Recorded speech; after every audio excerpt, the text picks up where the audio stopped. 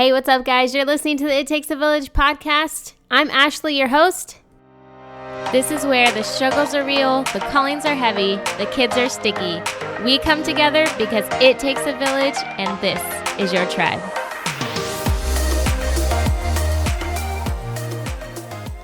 Hey guys, I am super excited to have Stephanie Murray-Schwartzman here on the podcast today. We're going to be talking about basically betrayal and infidelity. And I just think it's such an important topic to talk about, and definitely because it's like every time I think of it, I just think of how deep of a violation it is to go through something like that. I would say thank you. First of all, thank you for having me on the show. I really appreciate it. And it's definitely a topic that needs to be talked about. But I feel like it's one that there's so much shame attached to it, right? And, we take on, the shame of it, even though it's not necessarily ours to own, right? So if, a wife finds out that her husband's having an affair, and, there's obviously all definitions of affairs. For them, there's this negative stigma attached to it. Like they have to be ashamed of themselves. And really, it's one of the things, like I tell my clients, you don't need to own their mistakes. And by taking on the shame of what they have done, you're basically owning their mistakes. Right. But there is this very negative stigma. And there's also the fear of, what are people going to judge my husband if I choose to stay, or I don't know what I want to do and I haven't kicked him out yet. Right. I don't want to tell people because I don't want them to judge him based on the mistakes that he's made. Right. And so navigating this particular type of journey is so very isolating. Yeah. And at the same time, it's one of the most painful things that you can encounter in a marriage. So, it's quite a place to kind of be in that sense, where you're very, very isolated, yet in so much pain. And it's hard to sort of like gain that support that you really, really need from the people that are around you, because there is the shame attached to it and the judgment. Right. And I could see how like you would have that internal like turmoil, just like stirring of you need to reach out, because that's just kind of a lot of us, how we problem solve or how we vent, is just we need to talk to somebody, talk it out. But at the same time, like you said, you don't want other people to judge the situation in case you decide to reconcile, or you know what I mean? And so I feel like that puts you in a very hard place. Yeah, absolutely. And what's interesting about the trauma that really kind of comes with infidelity, and it is indeed a trauma. And they've even now found research that there is like a form of PTSD that actually comes from infidelity and the trauma that comes from that, and that's how deep it runs, right? And one of the biggest key pieces as to why that these things are so traumatic, because a lot of people from the outside will be like, okay, well, he just cheated on you, then just leave, just kick him out, like get divorced, right? Because in today's society, we have created this power for women that we have the ability to walk away from our marriages if we so choose, right? There's not negative stigma attached to getting divorced like there was in generations prior. Right. And in fact, the negative stigma now is more on staying, right? Esther Perel is one of the leading sort of experts in the field of infidelity. In one of her new books called The State of the Affairs, she talks about this, and she says that stay is the new shame, right? Because we've created this empowerment, which in so many ways is amazing for women to be in this era of like being empowered and having, the rights that we do as women. Yet at the same time, then if we take a softer approach to our marriage or to anything in our lives, then we're looked at as weak. And then people have this shame, right? Right. And so, I think so you have this whole piece, and then the other piece to it too is that like us as a human race, we know that we can't predict the future, right? We don't know, like you and I were talking about the dogs having to go out, right? Like you don't know if your dog's going to have to go out in 5 minutes, right? Or they're going to bark at the door, right? Like these are things that we know we can't control. Yet we know our past. We know what we had for dinner last night. We know we took the kids to school at, XYZ time yesterday. We know we bought chicken from the grocery store, right? These are all things that are solid in our memory banks, and it's what we build our foundation off of, even though you feel like, okay, well, it's just chicken from the grocery store yesterday, but it's a solid piece of information that gives you the security to kind of build your life off of, right? And that's really, in a sense, what we do in our marriages, right? We build a relationship with somebody, we build trust and rapport, and we build, loving and connection, and then from there, typically, we build a family, right? And so the marriage is the foundation from which we build our life off of.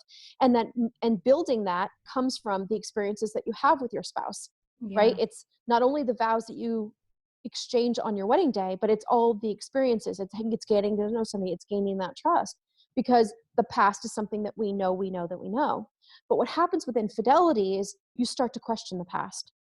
And that's what makes it so traumatic, because it's something that we've always thought we can rely upon, yet now we have to go back. And one of the first things that will come out of a woman's mouth when they find out about this is, how long has this been going on? How Yeah. long have you been lying to me? How Mm, long have you been deceiving me?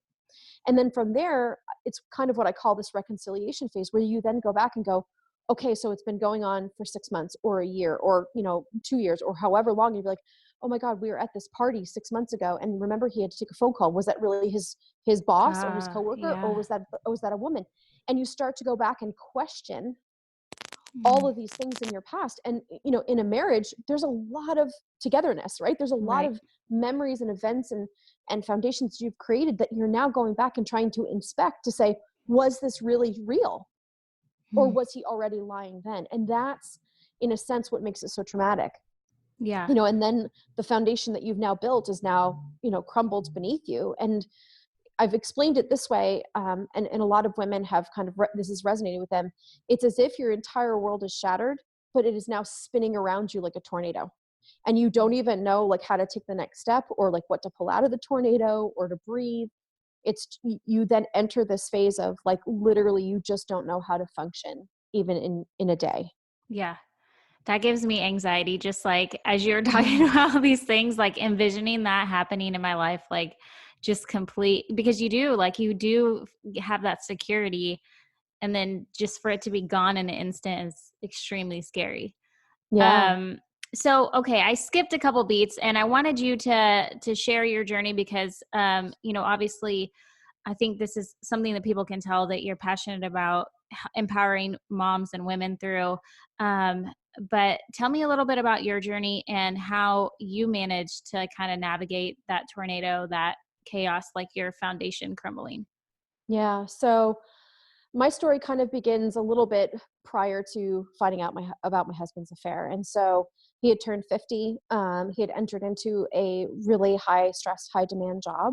Hmm. And then on top of that, he was dealing with, finally for the first time in 35 years, the trauma that he had faced when he was 15. And it was a pretty severe trauma.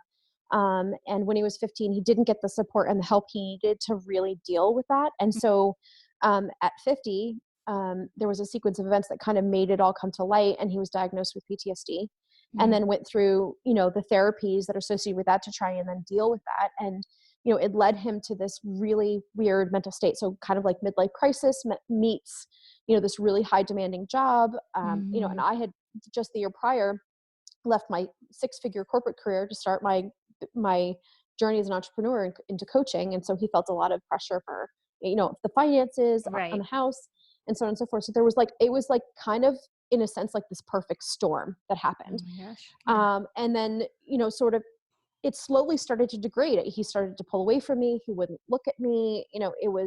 There was like not a lot of physical intimacy. And I was like, I kind of just chalked it up to like, okay, I know he's going through a lot. And, I felt like I needed to be there to support him and be the good wife and, all of those things, right? Because for better, for worse. And how do I just now be like, okay, well, you're not showing up for me the way that I need. So goodbye, that. And I had no proof to say that there was somebody else, right? Because and there was all these other extenuating circumstances. And so this went on for several months, and it just slowly deteriorated. And after a little while, I kind of had this inclination that he maybe had a connection with a woman, and it was at work. Like, I already knew who it was. Mm, And I kept asking him, is there somebody else? Is there somebody? No, no, no, no, no, no. And when I got to, and this is kind of the term that a lot of women refer to as either D-Day or Truth Day, is the day you really kind of find out for sure what's been going on. It was almost 6 months. I found out a few days after Christmas the truth of what was really going on, which doesn't take away from all the other things he was going through, but it was obviously in addition to that, right? And he had right. created this sort of emotional outlet that was outside of all of the pain that he was dealing with. And it was kind of creating this like world where he felt like, he could be, the strong person and not the weak person that he was currently in the state of, right, of what he was going through. And so, because I had had this kind of inclination of what was going on, and obviously in my realm, I'm surrounded by coaches. So I was constantly in a space of being supported, and I had my own therapist that I was seeing, who ironically I brought on board to try and help him, to support him through his PTSD recovery. But it turned out that she was more of a blessing for me to really kind of bring to light my codependency and my people pleasing, and that I wasn't taking care of myself. Mm. And so really it was through those things and my faith in Christ and praying and reading my Jesus calling every day and really kind of stepping into that allowed me to not only, support him in the way that I could, but also to, stay centered in myself and to show grace and to find gratitude, even on the most painful days. Mm. And then once I found out, I just drew a hard line in the sand and I said, you have to leave. Like, I can't continue to be in this toxic, situation with you anymore. And that was really scary for me because, as an entrepreneur, my business is not necessarily, a steady stream of income. It's not like having a salary where you have this guaranteed paycheck every week. And, Right. I had no idea if I was going to be able to make it or not. I had no idea, but I put myself before the money. Mm. And I didn't allow the fear of, oh my God, how am I going to pay the mortgage, define my decision. I Mm. put myself, probably for the first time really in my adult life, I put myself first and said, no, this is not okay. And you need to go, and I need time to be in my own space. And as hard as it was so empowering to be in that position. And really, along this whole journey, I really knew that God had put me in this position for a reason. And I knew that my pain would serve a purpose beyond me. And so I did a lot of journaling. I did a lot of things, like, hey, this is kind of the lesson that I learned from X and YZ experience, because I knew, and I had no idea at that point what it was going to turn into or what I was going to use it for or anything. I just said, I need to kind of keep stock of all of these things and the lessons that I'm learning.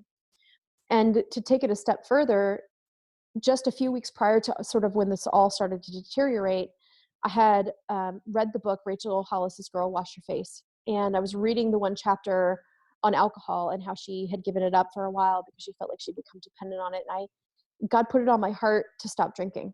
Mm.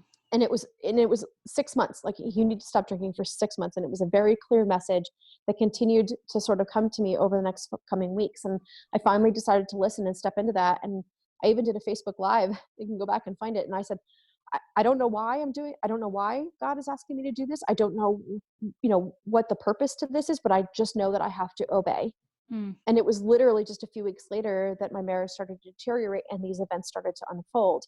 And it was as I was walking through that season, I said, okay, this is why, right? God had me stop drinking so that I could show up as myself in the way that, if you have a few glasses of wine, sometimes, your filter isn't as good as it was, or you don't show up as your best self. And so that allowed me to kind of step away from that and really step into grace and show up as the best version that I could in that season. Mm-hmm. And, the growth that I've had since then is really kind of creating boundaries, which again was something that I was super not okay with doing before, and really communicating my needs and what was okay for me and what was not okay for me. And all of these things were super scary. And I actually just did a live video in my group just yesterday on this, and how, creating boundaries with someone who you may not have had very many with before is a really hard thing to do, even though they may have betrayed you, right? To then say, I'm sorry, I can't talk to you right now. I'll talk to you in a few days. Because even when you have kids, you have to still communicate to some extent, right? Right. But really kind of putting myself first and allowing myself to kind of remove the patterns of codependency and people pleasing that I had acquired through my life, was really, really hard, but put me in a place of power and gave me the space that I needed to begin to heal. Also, when you're talking about, feeling called to or being led to not drink, I think that was just removing another kind of crutch of like, if, you like of anything that we can do when things go south is like, we tend to lean on all these other things to survive, to cope, to deal with. And, Like it could have been a completely different story if you had relied on, alcohol to get you through this point or to and so I think that is crazy neat. Like And that's just interesting that's just cool. what's even more sort of like God's perfect timing in that sense was that literally if I went when I went back and when I heard sort of for the first time for him to tell me I needed to quit drinking, and of course I kind of ignored it, right? Because I like my wine on a Friday night. I was like, Right. really, God, I'm not sure I want to do that right now. And of course, like I literally did it like 2 weeks before my birthday, and I'm Oh like, my who doesn't have gosh. a glass of wine on their Yeah. birthday, right? And I'm like, should I wait till after my birthday? Of course, I'm going through all of these things like, can we just negotiate this a little bit? I'm like, of course, there's no negotiating with God. But going back and looking at the calendar, sort of post finding out what was going on and really being in the space of January, kind of going back and reconciling, doing my own reconciliation, right? Mhm. If I go back to that first day that I heard it, it was literally 6 months to the day that I found out the truth about what was going on. Mm. So had I listened to him and obeyed on the first day, it was literally 6 months, December 27th, to the day that I found out about his affair. That's crazy. Yeah, Wow. yeah, yeah. So for all the women who are listening and just based off of your own experience, what do you do? I'm I guess stuck at that first step. So the first thing that I would say to do is to breathe. Just breathe because you will feel like you don't even know how to. Yeah.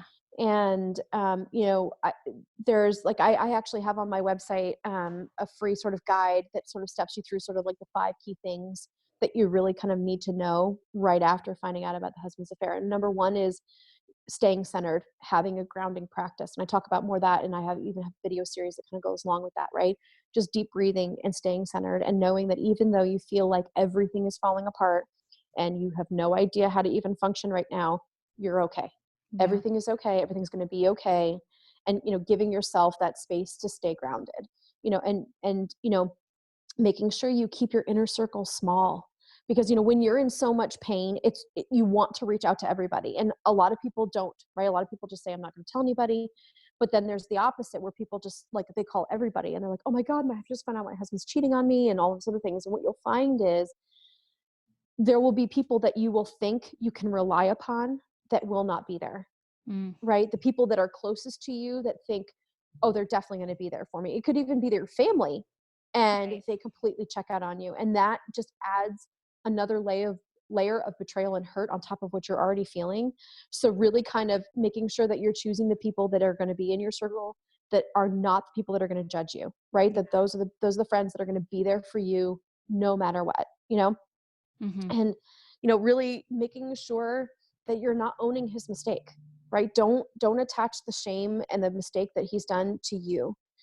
Taking care of yourself, like, one of the things that I talk about, in sort of in a practice that you can do every day in those coming days afterwards is gratitude practice. Think about the things that you can be grateful for, even when you feel like everything is totally torn apart, right? You can still find gratitude in your days. And that, for me, my gratitude practice was one of the biggest things that got me through. Mm. And doing something for myself every day. Like, and it could just be, I'm going to take an extra long shower tonight. And I actually, in my journey, went to Bath and Body Works, and there was this lotion. I wanted something that had like a rose smell to it. And it was literally called Love. It's from their like essential oil line. Mhm. And I would take a hot shower and I would put on this lotion and I'd put on my favorite pair of pajamas and I'd drink a cup of tea and really just kind of take care of myself. And that's so key when going through that because so many of us, or I should say the majority of us, really rely upon sort of the emotional support of our husbands, right? They're our soft place to fall. Mm. And Yeah, that's when true. this happens, he can't be that for you anymore, right? Or you may not even feel like he can.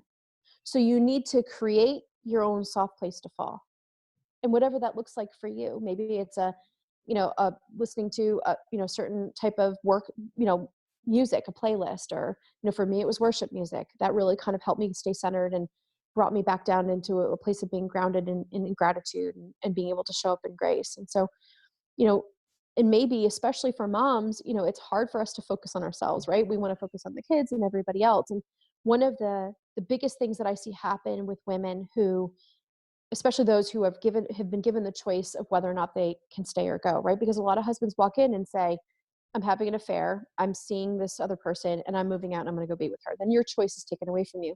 But for those women that have the choice, the first thing they want to do is fix it. They want to fix their marriage. I'm going to go to the gym and I'm going to lose 50 pounds. I'm going to make myself sexy again and he's going to love me again. Or I'm going to just make him a home cooked meal every night. It's going to be Right. amazing. Like all these things we try and pour into it because we feel like it needs to be fixed. Mhm. And then they don't take care of themselves.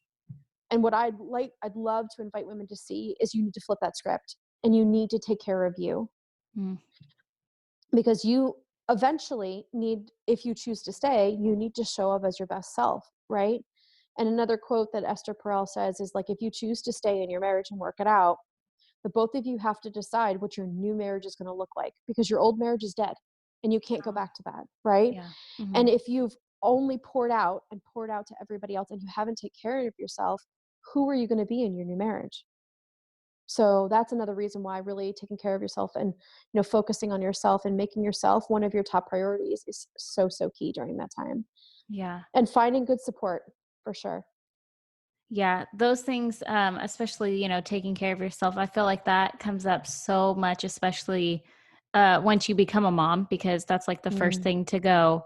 But man, like every time I just pull back more layers and layers of why it's so important, it's just crazy how I mean, it's not like some big thing that you have to do. It's like you need to do it. Like you're there, you can do it for yourself. And it doesn't have to be this grandiose thing, but we don't do it.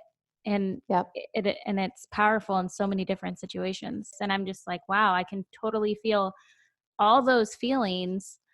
And for somebody who likes to be in control, and I think that would be like my mama listeners that I'm feeling for right now, because we thrive on that, like having that Hmm. sense of control. And this is something, like you said, you have no control over. And for me, I mean, I'm kind of the same way, right? I was first born, I'm type A, I was, corporate executive in high performance technology, which is a male driven, Hmm. industry. So having to be a strong woman was my way to survive, right? And I feel like in so many ways, my strength over that period, even prior to, so when things started to deteriorate, my strength was taken away from me. Mm, I was, yeah. everybody always says, my whole life is like, you're a strong person, Stephanie. And in those moments, I did not have strength. I was very weak and I was so just lost. And I remember saying to myself and even to my fellow coaches and friends, none of whom had ever experienced what I had gone through. I Hmm. just wish there was somebody who could take my hand and tell me it's going to be okay and tell me what to do. Because you're Yes. in a position where you can't even function, you don't even know what to think, you don't know what to do. And I just wanted somebody there to hold my hand and say, it's going to be okay. Just go do this today. Or just go do these 3 things over this week, right?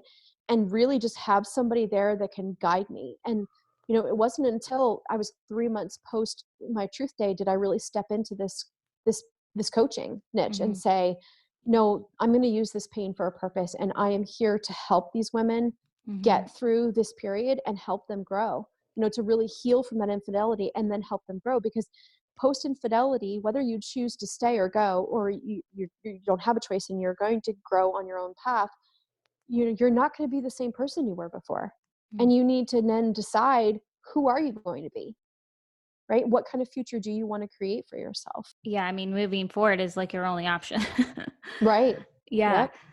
So how do you, I guess, what can women expect to feel? I guess I'm thinking, like, should they allow themselves to have that mourning period? Because like I feel like there's some of us who would be like, okay, like the next day of, okay, what can I do? Like, ready to put on their boots and like get to work and figure this out. And then there are some who are going to just like freeze and stand still in time of like not knowing what to do.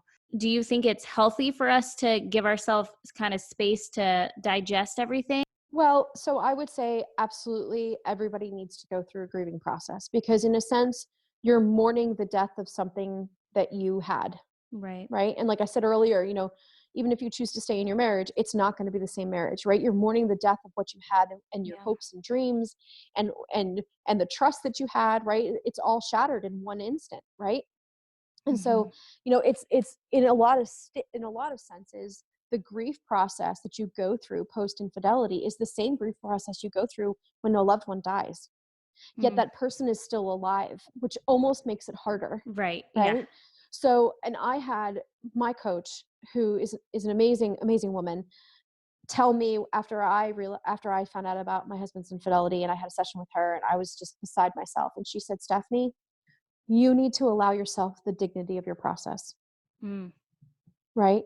You don't create emergencies, because me, I was like, I need to find out how much money I need to make. Yes. She's like, no. Yeah. She's like, because it's exactly where my brain went, right? I'm like, I'm a survivor. I'm a strong person. I'm gonna create a spreadsheet and a plan, and I'm gonna, rock this thing, right? And she's like, hold up, sister. You need to allow yourself the dignity of your process. Mm.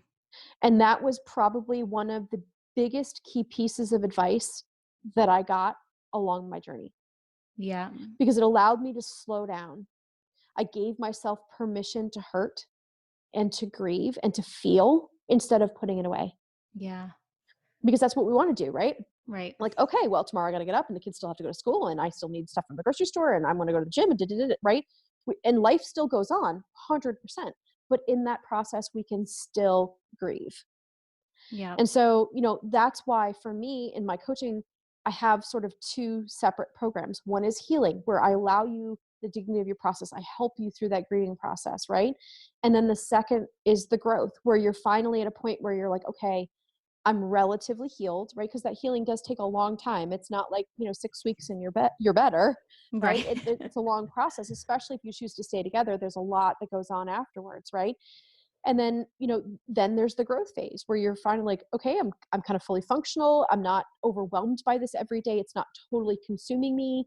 What's next? And then you can go on to that phase. But, I've had clients that come to me years after their husband's infidelity who never really dealt with it. They just kind of like moved on with life, right? Mhm. This one person in particular, her husband left her and, married the other woman, and she poured herself into taking care of her parents who were elderly and taking care of kids. And now she's years later, and she's now trying to deal with all of Mm. the trauma that she faced. But what ends up happening is, and this is even happens with people who have PTSD, like my husband did, who face trauma and don't deal with it, they Mhm. come up with really unhealthy coping mechanisms, Mm. right? Whether that's anger or drinking or overeating or all these other things, it's a way to cope with continuing to have the trauma inside you that you never really fully processed.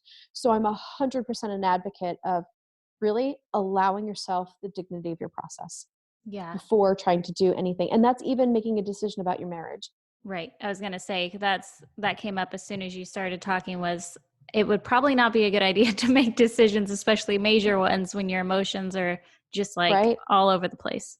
Right. Yep. Absolutely. And, and one of the things that I hear a lot from clients is like, especially since I tend to attract sort of that strong, sort of like type A woman, because that's how I am. Mhm. And they say like, I always said that I was the wife who said, like, if my husband cheated on me, I'd kick him out and I'd be done.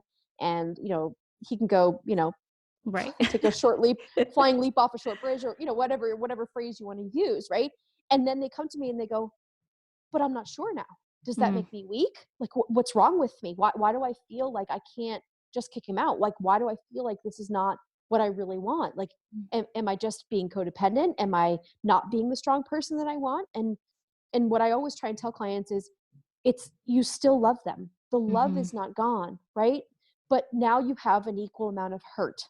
And that makes things very confusing, and it's a Right. lot to process. And that's why, you know, I try and advocate, if you don't know, don't feel pressured to make a decision. And like we talked about sort of in the beginning, we've created a society where women are so empowered that the pressure is, take the kids, drain the bank accounts, hire a lawyer, take him for all he's worth, right? That's this. And I Right. see so on so many support groups that I'm in, and even like moms groups, somebody will come in and be like, oh my God, my husband's cheating on me. And it's 99% of the posts Oh, are yeah. all just screw him over. Who Right. cares? He's a jerk, all of those things. And, not giving anybody any grace. And Yeah. then they feel like this judgment, like, well, I'm going to be judged. If I choose not to do that, what are people going to think of me? Mhm. Yeah. Yes.